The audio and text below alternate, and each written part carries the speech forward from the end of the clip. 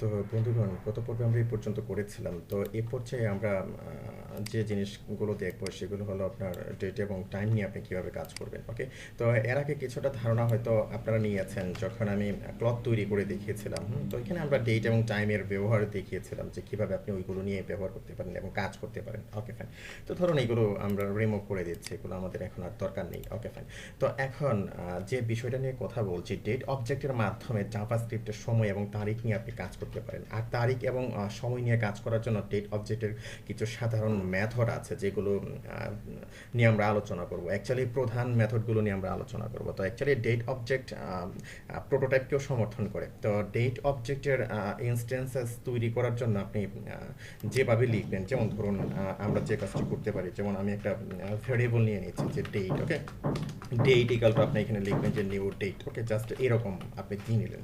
Okay fine. তো এখানে ধরুন হবে কি, এখানে হবে অ্যাকচুয়ালি ইনফরমেশন। তো ইনফরমেশন অ্যান্ড আর্গুমেন্ট বা প্যারামিটার হলো একটা নির্দিষ্ট ডেট সম্পর্কে আপনি ধরুন এখানে বলে দিলেন। যেমন ধরুন আমি এখানে দিলাম, সাপোজ আমি দিলাম যে জানুয়ারি 25 দিলাম, কমা দিলাম, তারপরে আমি জাস্ট 60 দিলাম, 16।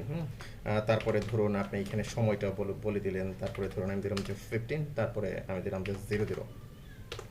ওকে, আপনি এরকমভাবে বলে দিলেন। Okay fine. তো এখন ধরুন এখান থেকে ধরুন যদি আপনি মান্থ বের করতে চান, যেমন আপনি কিভাবে করবেন, এটা সহজে আপনি করতে পারেন। যেমন ধরুন এখানে যে কাজটি করতে পারেন, আমরা ডকুমেন্টে টাইপ করতে পারি, অথবা ধরুন কনসোল ডট লগ করতে পারি, কনসোল ডট লগ। তো কনসোল ডট লগের মাঝে আপনি যে কাজটি করবেন, এখানে লিখবেন যে আপনার অবজেক্ট তৈরি করে রেখেছেন ডেটে, ডেট ডট আপনি লিখবেন যে গেট মান্থ। ওকে, গেট মান্থ। তো অবশ্যই মেথড আপনি এখানে ব্র্যাকেট দিবেন, অ্যাকচুয়ালি ব্র্যাকেট দিবেন। Okay fine. তো এখন ধরুন আমি রিফ্রেশ করছি, রিফ্রেশ করার পর আমি ইন্সপেক্ট এলিমেন্টে গিয়ে কনসোলে দেখলাম, তো এখানে জিরো দেখাচ্ছে। অ্যাকচুয়ালি সে কি করছে, প্রথম থেকে স্টার্ট করছে, আর প্রথম হলো অ্যাকচুয়ালি জিরো। জানুয়ারি, ধরুন আপনি যদি এখানে ফেব্রুয়ারি দেন তখন কিন্তু সে 1 দেখাবে, কারণ জিরোর পর অ্যাকচুয়ালি 1। ওকে, এই যে দেখুন এখানে কিন্তু 1 দেখাচ্ছে। Okay fine. এটাকে আমি রিফ্রেশ করছি আবার নতুন করে, তাহলে ভালোভাবে দেখতে পারবেন। এই যে দেখুন এখন কিন্তু 1 দেখাচ্ছে। আশা করি বুঝতে পেরেছেন।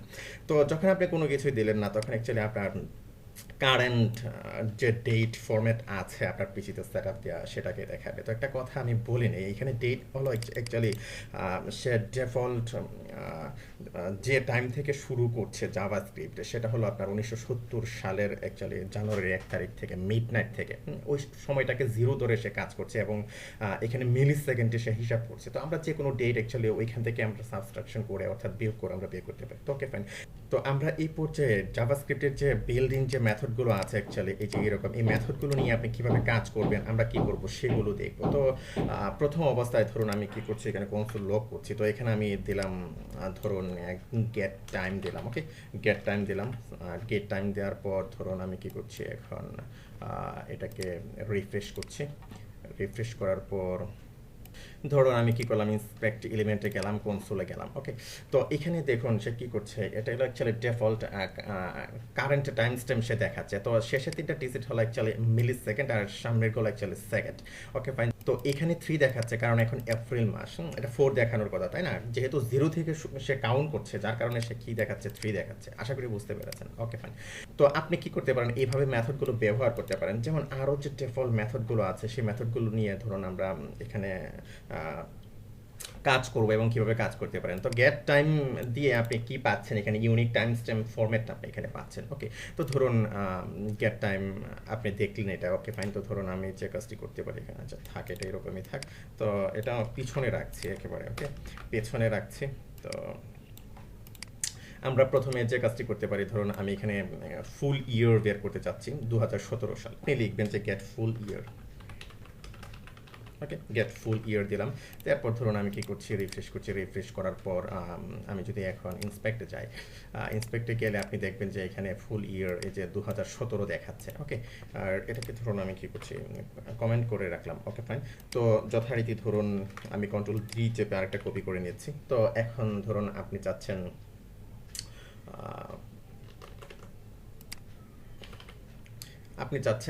মান্থ মান্থ অলরেডি আমি আপনাদেরকে দেখিয়েছি। হ্যাঁ, যেমন ধরুন আপনি চাচ্ছেন যে ডেটটা আপনি বের করতে চাচ্ছেন, মাসের যে ডেটগুলো আছে ১ থেকে ৩১ পর্যন্ত বা ৩০ পর্যন্ত, সেই ডেটটা আপনি বের করতে চাচ্ছেন। তখন আপনি ব্যবহার করবেন অ্যাকচুয়ালি ডেট, ওকে? ডেট আপনি ব্যবহার করবেন, সেভ করলাম।